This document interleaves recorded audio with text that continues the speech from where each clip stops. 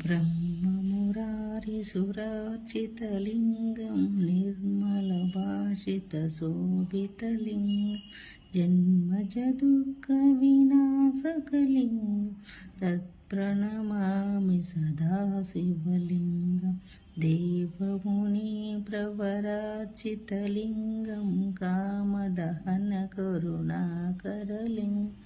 रावणदर्पविनाशकलिङ्गं तत्प्रणमामि सदा शिवलिङ्गं सर्वसुगन्धसुलेपितलिङ्गं बुद्धिविवर्धनकारणलिङ्गं सिद्धसुरासुरवन्दितलिङ्गं तत्प्रणमामि सदा शिवलिङ्गं कनकमहामणिभूषितलिङ्गं फणिपतिवेष्टितशोभितलिङ्गं